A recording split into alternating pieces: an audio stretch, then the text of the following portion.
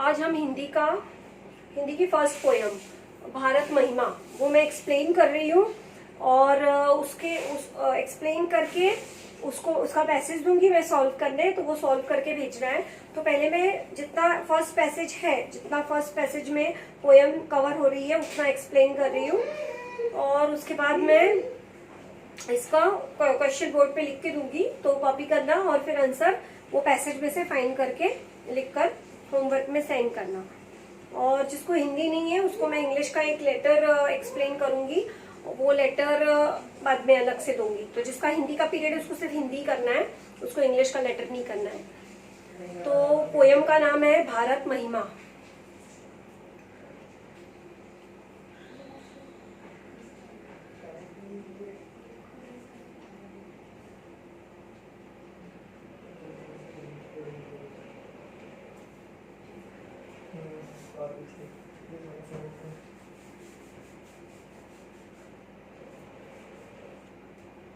हाँ, तो first line है, हिमालय के आंगन में उसे किरणों का दे उपहार, उषा ने हंस अभिनंदन किया और पहनाया हीरक हार। तो हिमालय के आंगन में उसे किरणों का दे उपहार, उषा ने हंस अभिनंदन किया और पहनाया हीरक हार। इसमें जो पोएट है, जो कवि है, वो क्या बताना चाह रहा है? कवि हमारे भारत देश के बारे में, भारत देश की महिमा मतलब जो भी हमारे देश की क्वालिटीज है, जो हमारे देश की अच्छी बातें हैं, उसके बारे में कवि हमें यहाँ पे बता रहा है कि सूर्य जो है वो सबसे पहले हमारे भारत देश में ही अपनी किरणें फैलाता है। मतलब हमें सबसे पहले प्रकाश मिलता है, सूर्य का जो प्रकाश होता है वो हमें सबसे पहले हम भारत देश को मिलता है। और जो उषा है वो हंसकर भारतवर्ष का अभिनंदन करती है और उसे हीरो का हार पहनाती है। तो ये तो पोएटिक लैंग्वेज है, मतलब कवि जो है वो अपनी कविता के द्वारा, मतलब ये पोयम के द्वारा, ये जो लाइन है उनसे कवि क्या बताना चाह रहा है कि जो उषा है वो क्या कर रही है, भारतवर्ष का अभिनंदन कर रही है और उसे हीरो का हार पहना रही है। तो इसका मतलब ये है कि जो सुबह सुबह हिमालय की जो बर्फ होती है, हिमालय की बर्फ, वहां से सूर्य की किरण गुजरती है। तो हिमालय की बर्फ जो है सूर्य की किरणों के गुजरने की वजह से चमकने लगती है। जो हिमालय की बर्फ है वो चमकने लगती है। तो इस लाइन का मतलब यही है कि हिमालय की बर्फ से सूर्य की किरण गुजरने के कारण वो जो सूर्य की किरणें हैं उनको हीरो के हार की उपमा दी गई है। हीरो के हार की उपमा मतलब उन्हें हीरो का हार बताया गया है, क्योंकि जब बर्फ से किरण गुजरती है तो बर्फ चमकने लगती है जैसे कोई हीरे का हार हो। तो ये दो लाइन का मतलब हमने समझ लिया कि इसका लाइन का मतलब क्या है। तो अभी हम नेक्स्ट दो लाइन जो है उसका वो करेंगे। जगे हम लगे जगाने विश्व, लोक में फैला फिर आलोक, व्योम तम कुंज हुआ तब नष्ट, अखिल संस्कृति हो उठी अशोक। अब व्योम तम मतलब क्या? व्योम मतलब आकाश, तम मतलब अंधेरा। ये वर्ड्स के मतलब पता होने चाहिए। वहां पे अपने टेक्स्ट बुक में पेंसिल से मीनिंग लिखते जाओ जो वर्ड का मैं बता रही हूँ। आलोक मतलब प्रकाश, उजाला। व्योम मतलब अंधेरा, व्योम मतलब आकाश, तम मतलब अंधेरा। संस्कृति मतलब संसार, अखिल मतलब संपूर्ण, मतलब पूरा। तो देखो फिर से एक बार मीनिंग बता रही हूं मैं। आलोक मतलब प्रकाश, उजाला। व्योम मतलब आकाश, तम मतलब अंधेरा और अखिल मतलब पूरा विश्व। संस्कृति मतलब संसार, तो अखिल संस्कृति मतलब पूरा संसार। तो जगे हम लगे जगाने विश्व, लोक में फैला फिर आलोक। मतलब इसका ये है कि सूर्य की किरण जब हमारे यहाँ से पहले होकर गुजरती है तो सबसे पहले कौन जागता है? हम लोग ही जागते हैं, हम लोग जागते हैं। इसका मतलब ये है कि हमारे देश में ही सबसे पहले ज्ञान का उदय हुआ है। ज्ञान का उदय मतलब ज्ञान मतलब पता होगा सबको। उदय मतलब जैसे सूर्य उदय होना, सूर्य का उदय होना मतलब सूर्य जब निकलता है, सनराइज, वो उसको बोलते हैं उदय। तो हमारे देश से ही पहले ज्ञान का उदय हुआ है और यहाँ से ही हमें ज्ञान के प्रचार और प्रसार की शुरुआत हुई है।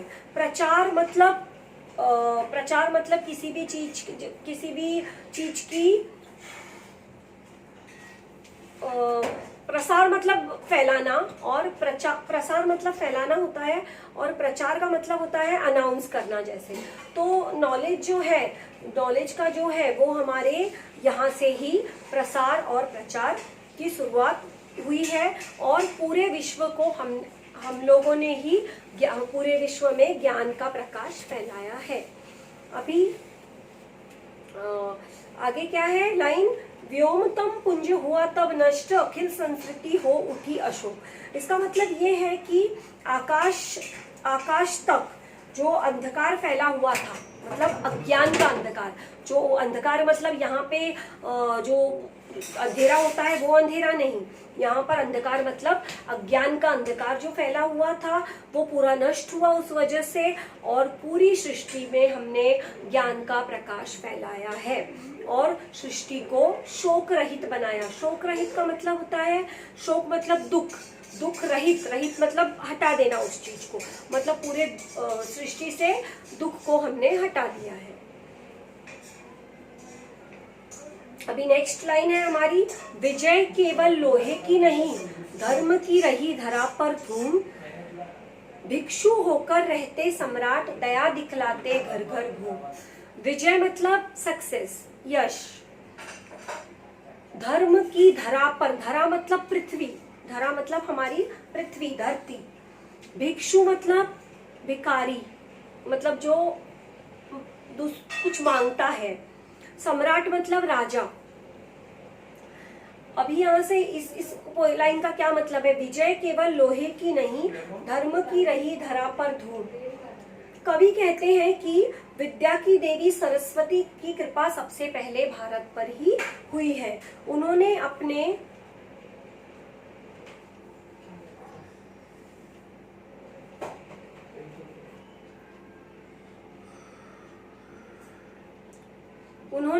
विजय केवल लोहे की नहीं, धर्म की रही धरा पर, मतलब जो विद्या की देवी सरस्वती है उन्होंने सबसे पहले ज्ञान कहाँ पर दिया है, हमारे भारत देश को दिया है। और उन्होंने अपने कोमल हाथों से वीणा को धारण किया है और उस वीणा से, एक मिनट, गलत लाइन नहीं, सॉरी, इसके पहले वाली लाइन रह गई, वो एक्सप्लेन करती हूँ। विमल वाणी ने वीणा ली, कमल कोमल कर में सप्रीत, सप्त स्वर सप्त सिंधु में उठे, छिड़ा तब मधुर साम संगीत। वो वाली लाइन बाद में है, पहले ये है, विमल वाणी ने वीणा ली। इसका मतलब ये है कि सरस्वती माता जो है, सरस्वती जो है विद्या की देवी, उन्होंने सबसे पहले, उनकी कृपा कहाँ पर हुई है, हमारे भारत देश पर। सबसे पहले उन्होंने अपनी जो कृपा दर्शाई है वो कहाँ पर दर्शाई है, भारत देश पर दर्शाई है। और उनके कोमल हाथों में उन्होंने जो वीणा ली है, उस वीणा से 7 नदियों के, अर्थात 7 नदियां जब मिलती हैं तो एक भारतवर्ष का निर्माण होता है, ऐसा पहले बोला जाता था। तो भारतवर्ष जो है वो 7 नदियों को मिलाकर बनता है। तो उन वीणा से 7 नदियों के प्रदेश, मतलब हमारा जो पूरा भारतवर्ष है वहां पर 7 स्वर गूंजे हैं और फिर सामवेद के संगीत का निर्माण हुआ है। तो इसका मतलब ये हुआ कि जो सरस्वती माता की कृपा है वो सबसे पहले भारत पर हुई है, हमारे भारत की धरती पर हुई है। और जो 7 नदियों का सप्त सिंधु में सप्त स्वर उठे, सप्त मतलब 7 जो नदियां हैं जिनसे पूरा भारतवर्ष मतलब पूरे भारतवर्ष बनता है, उनमें पूरे भारतवर्ष में 7 स्वर गूंज रहे हैं, और उसकी जो 7 स्वर गूंज रहे हैं, उससे जो सामवेद है, हमारे जो 4 वेद हैं उसमें से एक वेद का नाम है सामवेद, उसका निर्माण हुआ है। अब नेक्स्ट, विजय केवल लोहे की नहीं, धर्म की रही धरा पर धूम, भिक्षु होकर रहते सम्राट, दया दिखलाते घर घर घूम। तो विजय विजय का मतलब यश, सक्सेस। तो कि यहाँ पर इसका मतलब ये है कि भारत में लोहे अर्थात शक्ति से अधिक धर्म और शांति का बोलबाला रहा है। मतलब हमारे भारत देश में जो है वो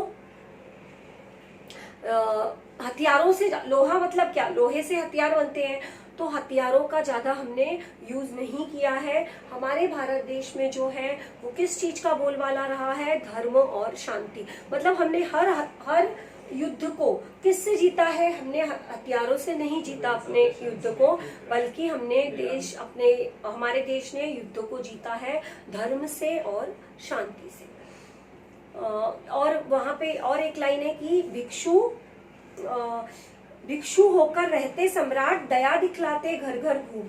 मतलब हमारे देश में जो राजा भी होते हैं वो भिक्षु की तरह रहते हैं। भिक्षु का मैंने क्या मतलब बताया, भिकारी। मतलब यहाँ पर भिकारी मतलब जो दूसरों से दान लेकर अपना मतलब ऐसे भी राजा हैं जो दूसरों से दान लेकर अपना जीवन यापन जिन्होंने किया है। तो यहाँ पर दूसरे मतलब जो भिक्षु की जो बोला गया है वो किसे बोला गया है, चक्रवर्ती राजा अशोक को। अशोक ने क्या किया था, जब उसने वो युद्ध में जीत गया था, मतलब उसने एक युद्ध लड़ा था, वो युद्ध में जीता था, लेकिन जब जीत होने के बाद भी जब उसने देखा कि हजारों सैनिक मारे गए हैं, उनका परिवार भूखा मर रहा है, और जहां देखो वहां पर लाशों के ढेर लगे हुए हैं, तो वो उससे देखा नहीं गया। वो ऐसा मतलब उसके मन में ऐसा आया कि इस जीत का क्या अर्थ है, अगर मैं जीत भी गया हूँ लेकिन मेरी प्रजा मेरा राज्य तो मेरी प्रजा तो बेहाल हो गई है, और इस जीत का क्या फायदा। तो उसने क्या किया, फिर वो भिक्षु बन गया,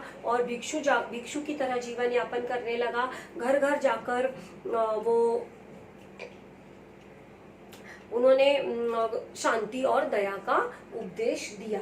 ऐसा जीवन यापन किया कि हर घर घर में जाकर उन्होंने मतलब ये बताया कि देखो कि हमें धर्म और शांति के मार्ग पर चलना चाहिए, हमें युद्ध या मतलब लोहे को महत्व नहीं, हथियारों को महत्व नहीं देना चाहिए, क्योंकि हथियार या युद्ध से सिर्फ क्या होता है, हर चीज नष्ट होती है और किसी का कुछ उससे लाभ फायदा नहीं होता। तो हमारा फर्स्ट पैसेज इतना ही है।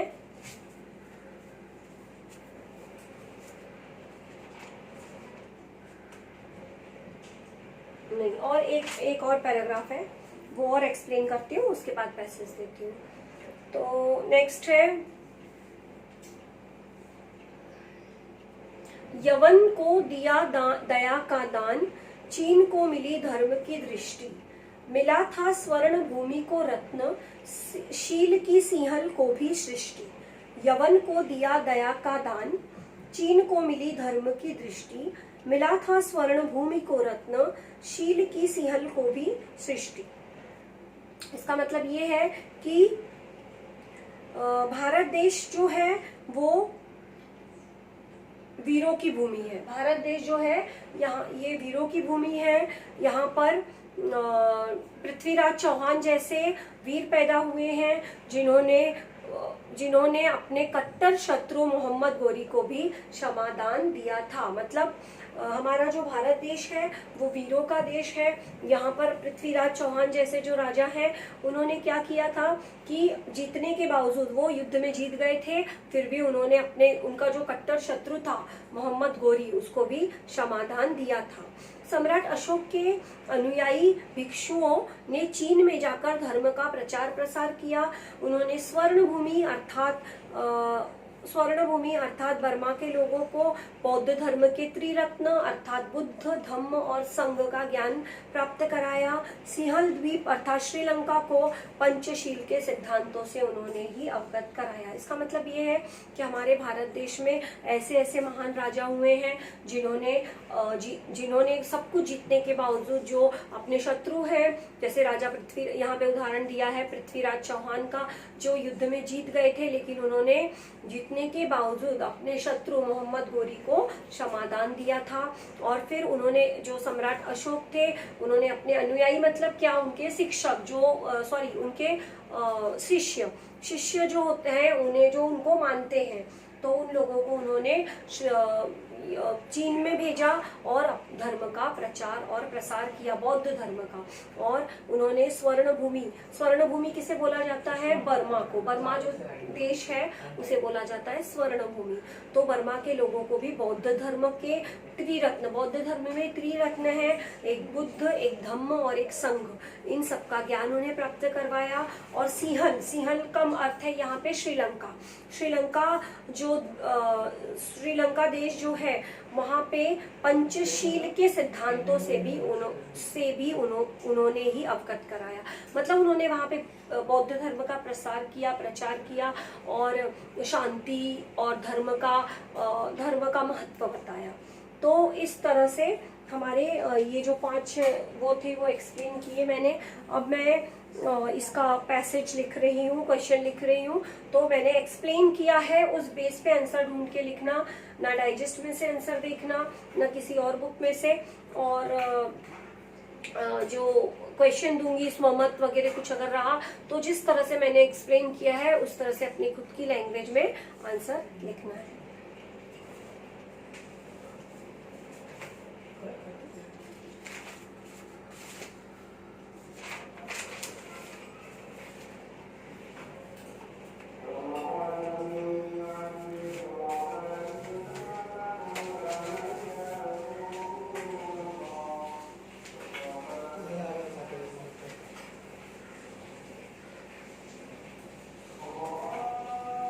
पैसेज मैंने जितना एक्सप्लेन किया है उतना ही है, एक बार फिर भी मैं यहाँ पर लिख दे रही हूँ।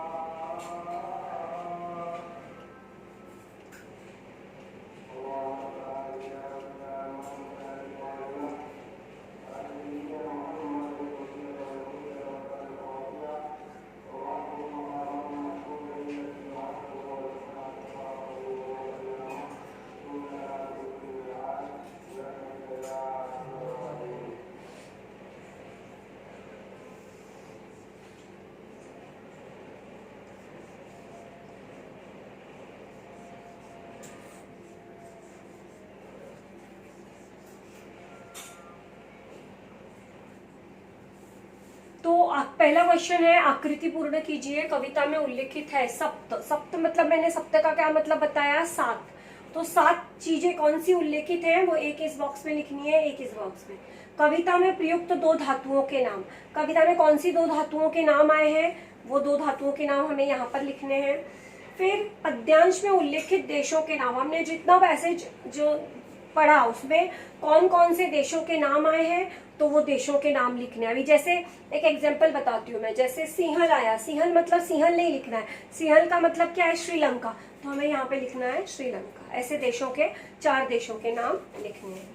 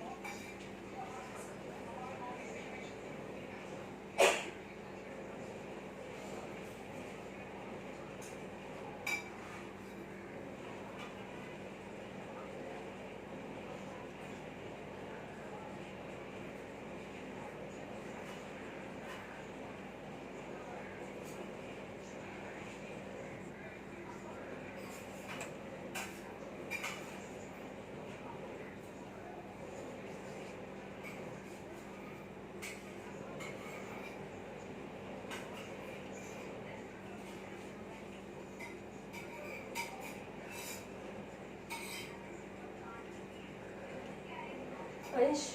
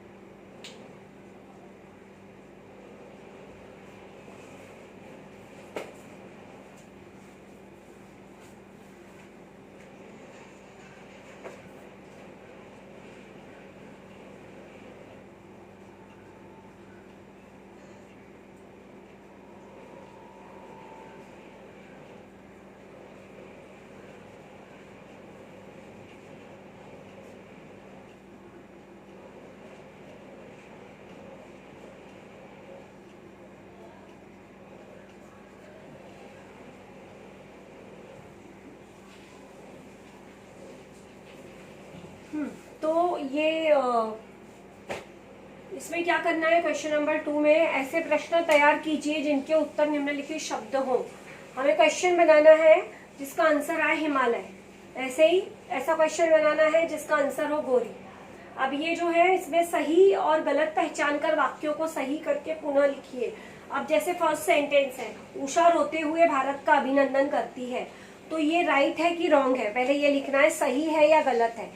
अगर सही है तो सिर्फ सही लिख के छोड़ देना है, अगर गलत है तो उसको करेक्ट करके लिखना है। अब ये उषा रोते हुए भारत का अभिनंदन करती है, अगर सही है तो सही लिख देना है, गलत है तो गलत लिखकर उसको करेक्ट करके नीचे लिखना है। ये चारों वाक्य ऐसे ही करने हैं।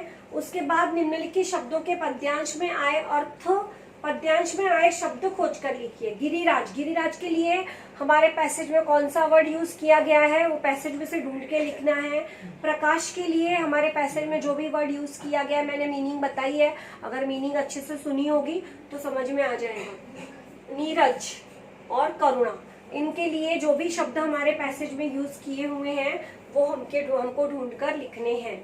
अब ये जो 2 लाइन लिखी है मैंने पोयम की, कि यहाँ से लेकर यहाँ तक, इसका भावार्थ लिखना है। भावार्थ का मतलब है जो मैंने जैसा एक्सप्लेन किया है वैसा तुमको उस लाइन का अर्थ लिखना है। खुद अपने लैंग्वेज में लिखना, डाइजेस्ट में से कॉपी मत करना। जैसा एक्सप्लेनेशन समझ में आया है उस हिसाब से टेक्स्ट बुक ओपन करना और वो लाइन पढ़ते पढ़ते उसकी मीनिंग लिखना। तो हिंदी का इतना करना है, ये मैं होमवर्क में सेंड कर देना, फिर इसका करेक्शन में नेक्स्ट वीक में बताऊंगी। कल तो साइंस पीरियड है, उसके बाद का जो भी पीरियड कभी जो भी बीच में मैं मैथ्स के साथ या किसी के साथ इसका करेक्शन बता दूंगी।